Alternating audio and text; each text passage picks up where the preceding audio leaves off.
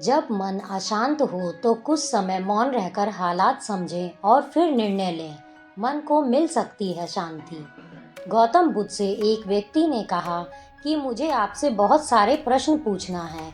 बुद्ध ने कहा कि पहले 1 साल तक मौन रखो, फिर प्रश्न पूछना। अशांत मन में प्रश्नों की अधिकता रहती है।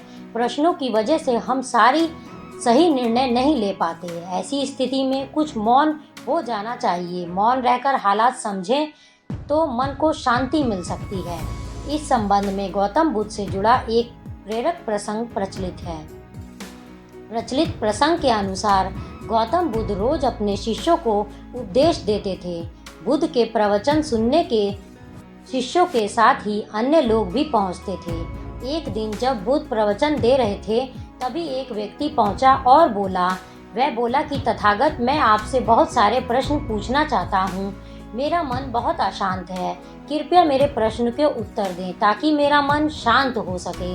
बुद्ध ने उनसे कहा कि मैं तुम्हारे प्रश्नों के उत्तर जरूर दूंगा, लेकिन तुम्हें 1 साल तक मौन धारण करना होगा।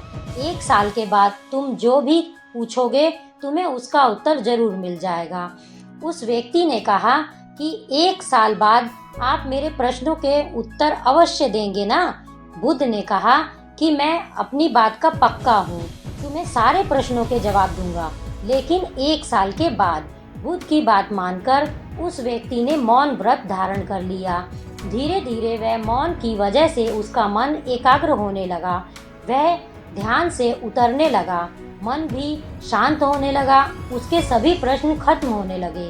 1 साल बीत गया। समय पूरा होने के बाद बुद्ध ने उस व्यक्ति से कहा कि अब तुम अपने सभी प्रश्न मुझसे पूछ सकते हो।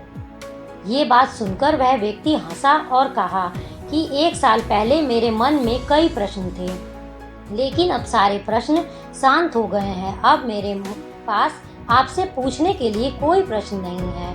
बुद्ध ने उस व्यक्ति से कहा कि जब तक हमारा मन शांत नहीं है, मन में ढेरों प्रश्न उठते रहते हैं।